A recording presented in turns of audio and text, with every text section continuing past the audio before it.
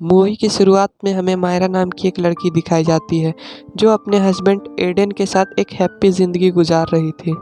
इनकी एक भांजी होती है जिसका नाम वानिया था और इन्होंने इसे अडॉप्ट कर लिया था क्योंकि कुछ दिन पहले वानिया की पेरेंट्स की अजीब तरीके से मौत हो गई थी। मायरा और एडन बेशक वानिया को बहुत अच्छे से प्यार करते थे, लेकिन वो अब भी अपनी माँ को बहुत मिस करती थी और हमेशा उदास रहती थी। एडन की एक टॉय फैक्ट्री थी जहाँ वो डॉल बनाता था। कुछ ही दिन पहले उसने एक डॉल बनाई थी जिसका नाम सेबरीना था और ये डॉल बच्चे शौक से खरीद रहे थे। एडन ने अपनी बीवी मायरा के लिए भी एक बड़ा सेबरीना डॉल बनाया था। ये एक सेकंड ऑडिशन डॉल थी। मायरा को एडन के द्वारा दिया गया ये तोहफा काफ़ी अच्छा लगा था। फिर सीन चेंज होता है और हम देखते हैं वानिया अपने स्कूल में है। वहाँ एक लड़का चार्ली चार्ली गेम खेल रहा होता है।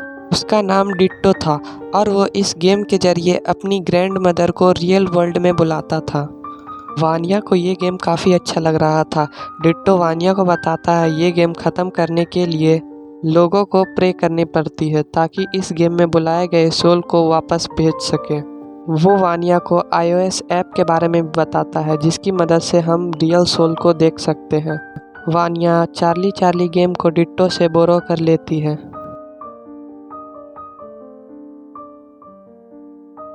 दूसरी तरफ हम वानिया को देखते हैं जो चार्ली चार्ली गेम के जरिए अपनी मदर को रियल वर्ल्ड में बुलाना चाहती थी। वानिया को ये फील हो चुका था कि उसकी मदर रियल वर्ल्ड में आ चुकी है और वो iOS ऐप के जरिए उसकी सोल को खोजने लगती है। वानिया को लगता है ये ऐप फेक है क्योंकि उसके मदर की बजाय उसे अपनी आंट दिखाई देती है। मारिया वानिया को सुला देती है और उसे सेबरीना डॉल भी देती है। जब मारिया सो रही होती है तो हम सेबरीना डॉल की आइस को मूव करता हुआ देखते हैं, यानी चार्ली चार्ली गेम से कोई रियल में सोल आई थी और वो सेबरीना डॉल के अंदर थी। नेक्स्ट डे हम सेबरीना डॉल को अपने आप घर में जगह बदलते देखते हैं, जिसे देखकर मायरा डर जाती है। रात में वानिया जब दोबारा iOS ऐप का यूज़ करके किसी सोल को ढूंढती है और उसे एक सोल नज़र आती है, लेकिन वो डमी थी। तभी कोई अचानक से वानिया को एक कमरे में खींच लेता है। वानिया ये बात मायरा को बताती है, लेकिन मायरा उससे कहती है कि उसकी मदर एंटनी अब इस दुनिया में नहीं है। लेकिन एंटनी वहाँ मौजूद होती है और आखिरकार मारिया को एंटनी उसके घर में दिखती है। देखते ही देखते एंटनी एक डीमन में तब्दील हो जाती है और मायरा को मारने की कोशिश करती है। मायरा चिल्लाते हुए वहाँ से भागती है। ये आवाज़ सुनकर एडन भी उसके पीछे आ जाता है और ये डीमन अब इन दोनों पर अटैक कर देता है और किसी तरह इनको यहाँ से जाने नहीं देता। लेकिन ये लोग जैसे तैसे वहाँ से जान बचाकर भाग जाते हैं। अब वो लोग जान गए थे कि हमारे घर में किसी तरह का डीमन है, इसलिए वो लारास और रेनाल्ड से मिलने जाते हैं जो कि एक तरह का पैरानॉर्मल एक्सपर्ट थे। लारा उसकी हेल्प करने के लिए उनके घर जाते हैं। वो लोग चार्ली चार्ली गेम की मदद से उस डीमन को वापस उसकी दुनिया में भेजना चाहते थे। इसी दौरान चार्ली चार्ली गेम के बोर्ड को अपने आप आग लग जाती है और वो जलने लगता है और घर की लाइट भी ऑफ हो जाती है।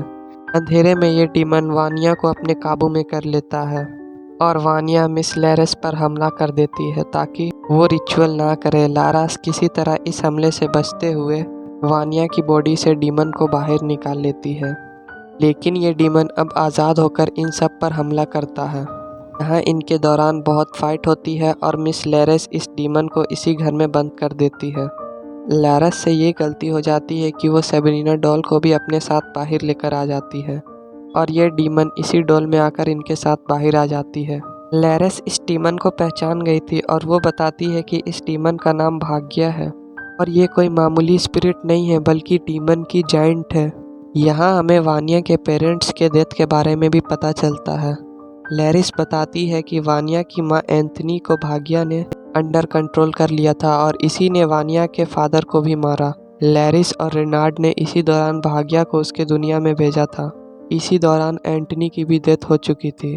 वानिया ने चार्ली चार्ली गेम की मदद से भाग्या को वापस बुलाया था, इसीलिए भाग्या का डीमन हमारे दुनिया में वापस आ गया है। भाग्या को मारने का एक ही तरीका है कि लारस उसके ट्रू फॉर्म में लाकर एक पुश्तैनी खंजर से मारे, जिस खंजर को भाग्या को मारने के लिए ही बनाया गया था और ये खंजर फिलहाल रेनार्ड के पास था। रेनाल्ड को ये खंजर कई साल पहले एक केज में मिला था, जहाँ ये खंजर खुद डीमन के जरिए छुपाया गया था। अगले दिन भाग्या का सोल दोबारा से एक्टिव हो जाता है और मायरा को अंडर कंट्रोल कर लेता है। मायरा सब पर चाकू से कई वार करती है और ये सब मिलकर किसी तरह मायरा को उसी घर में वापस ले जाते हैं, जहाँ लाराज मायरा को पकड़ के एक्सोर्सिज्म करती है, जहाँ हमें पता चलता है कि भाग्या के डीमन को सबसे पहले हमारी दुनिया में किसी इंसान ने ही बुलाया था और यहाँ मूवी का रुख बदलता है। असल में कई साल पहले एडन का एक भाई था जिसका नाम अरक्का था। दोनों के फादर के टॉय कंपनी थी और उसके फादर को हमेशा अरक्का के द्वारा डिज़ाइन किए टॉय पसंद आते थे।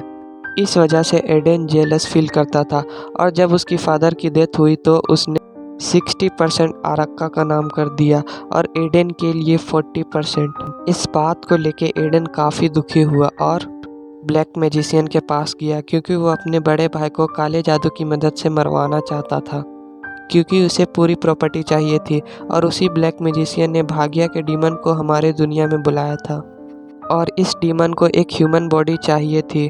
भाग्या ने पहले आर्का को अंडर कंट्रोल करने की कोशिश की, लेकिन आर्का उसके काबू में ना आ सका, इसलिए आर्का के वाइफ को पोजेस कर लिया, यानी उसे कंट्रोल कर लिया।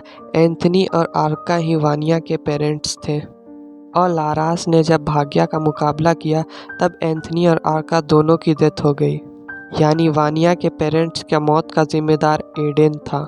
दूसरी तरफ देखा जाए तो भाग्या के डीमन को एक और इंसानी जिस्म की ज़रूरत थी और वो एडन को ही अंडर कंट्रोल कर लेता है, क्योंकि एडन का जिस्म काफ़ी मजबूत था। जस्ट एडन इन सब पर हमला कर देता है। रेनाल्ड किसी तरह भाग्या के डीमन को उसके शरीर से निकालता है। अब यह डीमन असली शक्ल में लारास पर हमला कर देता है। इसी दौरान लारास विरासत में मिले उस खंजर से भाग्या के डीमन को मार देती है। फिर मूवी का एंडिंग सीन दिखाया जाता है, जहां पर पुलिस एडन को अरेस्ट कर लेती है। फिर हम देखते हैं कि वानिया और मायरा खुशी खुशी एक दूसरे के साथ रह रही होती है। कुछ ही समय बाद लारास और रेनाल्ड को एक और डॉल के बारे में पता चलता है। उसे पता चलता है कि इस डॉल से जुड़ा हुआ एक और केस है। हमें इसके आगे कुछ नहीं दिखाया जाता और यहाँ पर मूवी ख़त्म हो जाती है। आई होप मूवी की एक्सप्लेनेशन आपको अच्छी लगी हो, तो लाइक, सब्सक्राइब और शेयर करना ना भूलें।